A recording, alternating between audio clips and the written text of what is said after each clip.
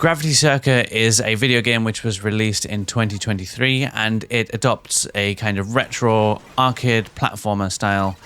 I saw it on Steam for a really good deal. I think it was actually free, so I thought I'm going to take advantage of that and give it a try and see what it's like. So to start with, I was met with a cutscene which introduced me to the kind of the lore of the world. There's basically, I kind of summarized them as Power Ranger type characters. So, you know, really, really powerful, colorful guys that are used to saving the world. They were all killed a long time ago, and now there's only one of them that remains. And there's a big war going on between these kind of alien creatures and humans, and these rangers are out there. This one ranger is out there to kind of save the world. There's not a huge amount of story, but there's just enough to set the scene. I actually really liked the visual style on this one. I just want to jump straight into there because I feel like there's a lot of games that are influenced by kind of old retro style from the kind of late 80s, early 90s era, which is when I grew up playing video games.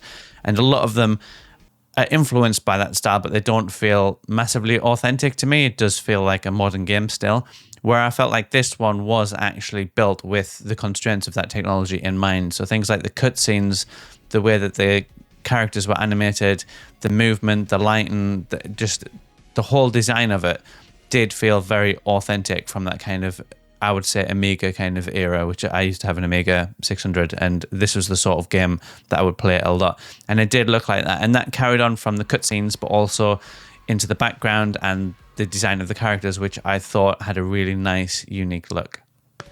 I'm really enjoying the design of the main character. I'm really enjoying the designs of the monsters, the bad guys you fight. They're all just solid colors. And it's given me vibes of Monster in My Pocket, the toys that used to get in the 90s.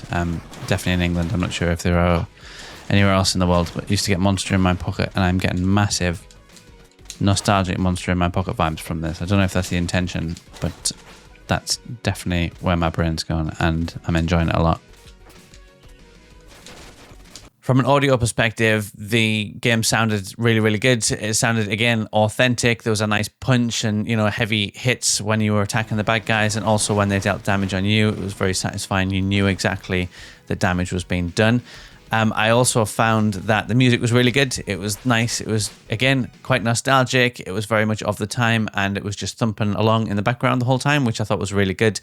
It was a really catchy track. It never actually grated on me the whole 20 minutes I played. I only managed to get through this one level, and the music never at any point got on my nerves. It was just there, and it was catchy, and I probably will seek it out to listen to it after I've played the game. From a gameplay perspective, this was exactly what I expected it to be. It's just an old school arcade platformer, and it was really, really good. The combat is good. It's really satisfying. There are a few different bad guy types. They've all got their own kind of attacks. So there's one guy who can kind of throw his fist, so he kind of extended reach.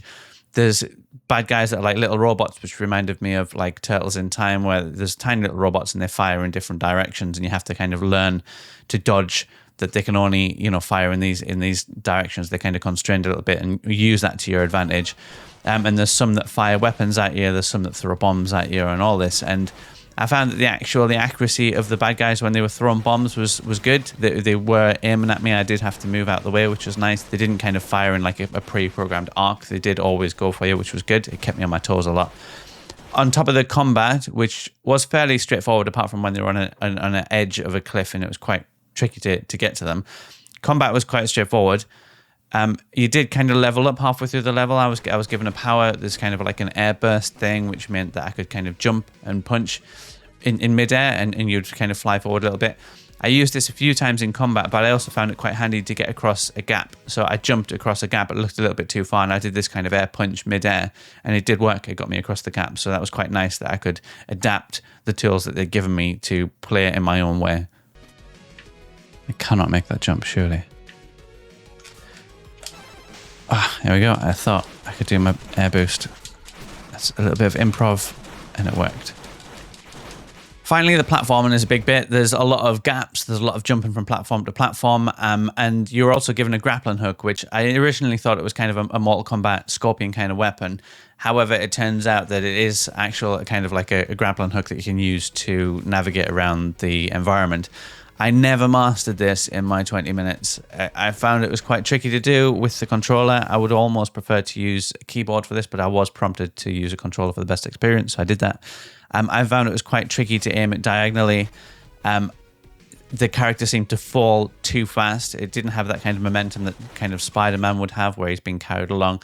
When you released the grappling hook, he kind of fell straight down, and you had to fire the next grappling hook really, really fast to get across some ravines, which I found quite tricky. I never actually grasped it, but I did manage to get across those bits towards the end of my playthrough. So perhaps if I just played with this a little bit longer, it would become more natural. It would become more muscle memory. It was just adapting, and I think 20 minutes didn't give me really enough time to master the controls. Overall, if you're going into this sort of game is genuinely designed for short time bursts of gameplay. I imagine this would have done really well in an arcade. I imagine I would have played this a lot when I was younger, and I probably never would have got past the first level, as I never used to in old video games I used to play as a child. I just used to accept that they were really, really hard. I found that this was good. The checkpoints were placed just far enough apart that it was kind of frustrating that I had to go back so far when I'd been killed, but also it was really, really good at keeping me on my toes and making sure that, you know, I did progress until I got to that checkpoint, and then there was a sigh of relief when I got to it, which I really, really liked. I haven't felt that for a long time, because lots of games you drop off a ledge, you just appear at the side of the ledge and there's no kind of consequence.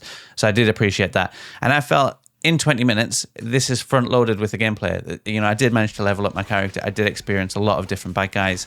I got to see some really nice character designs. I got to listen to some nice music, and I was on my toes and I was engaged for the full 20 minutes. It did hold my attention, and I do think this is a game that will hold your attention beyond that. If you play it 20 minutes, you're going to have a great time, and it's going to keep you wanting to come back to play some more. I did manage to save right at the end of my playthrough, and I'm really pleased about that, because I can just jump right back in.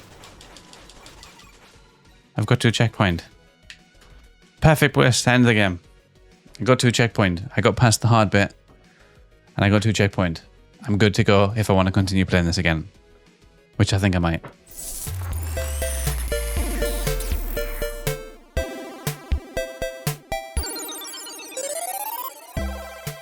So this one is definitely a recommended 20-minute experience for me. Really, really enjoyed it. It's a good game. What did you think? Have you played this one before? I'd love to hear your thoughts down in the comments, and I look forward to seeing you on the next one.